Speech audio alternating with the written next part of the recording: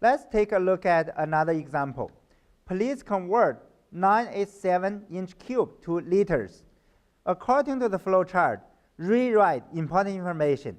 This is quite simple. We can skip this step. Step 2, write down what you want to convert from on the far left of the paper. 987-inch cube. Personally, I do not like inch cube or something cube or square or force power. When I say this, I strongly suggest you to do this step.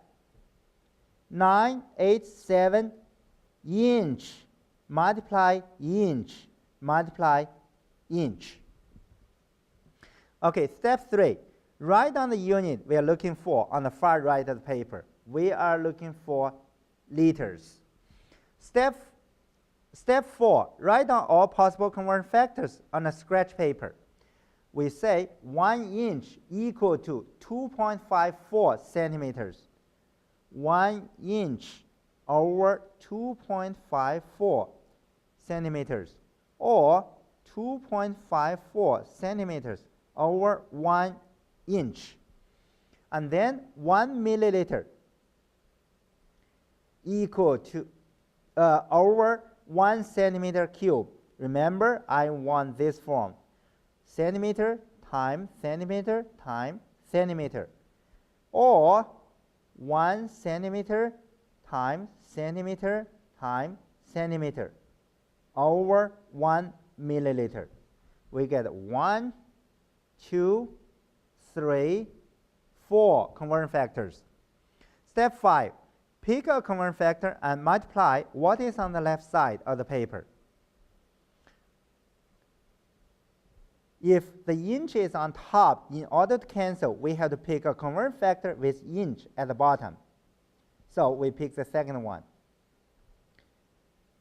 2.54 centimeter over 1 inch. Can the unit cancel? Inch at the bottom, inch on top, they can cancel. Do we get the desired unit? No, we don't. So we pick another conversion factor. Because we want to cancel inch, we have to try this again. 2.54 centimeter, 1 inch. Inch at the bottom, inch on top, they cancel.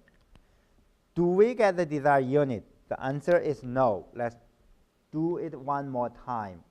1 inch, 2.54 centimeter. Can the unit cancel? Yes. Do we get the desired unit? No. We go back to step 5. Pick another conversion factor. 1 centimeter times centimeter times centimeter. And then 1 milliliter on top. Can the unit cancel? Centimeter, centimeter cancel. Centimeter, centimeter cancel. Centimeter, centimeter cancel. Then, do we get the desired unit? We have milliliters, but we are looking for liters. The answer is no. But we are running out of conversion factors, so we have to get another conversion factor from what we remember. Milliliter and liter. If you recall, m is a prefix. So m equal to 10 to the negative 3. Because we are looking for the conversion between milliliter and liter. We add a liter on the left and liter on the right at the same time. Then we get two conversion factors. 1 milliliter over 10 to the next 3 liter, or 10 to the next 3 liter over 1 milliliter. This is 5 and this is 6. So which one to pick? So let's try number 6. 1 milliliter at the bottom, 10 to the next 3 liter on top. Can the unit cancel? milliliter at the bottom, milliliter on top. They can cancel. Do we get the desired unit? We have a liter, we want liter. The answer is yes. Well done. Again, we have to show the mathematics to get the number and then to finish this problem.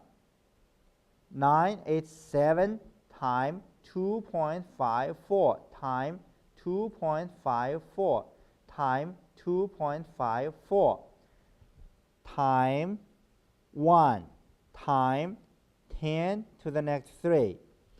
Then divide by 1. Divide by 1. Divide by 1. Divide by 1. Divide by 1. Apparently, if you divide by 1, it doesn't matter if you do it or not, but this is trying to teach you how to do the math correctly. After you punch all the numbers into your calculator,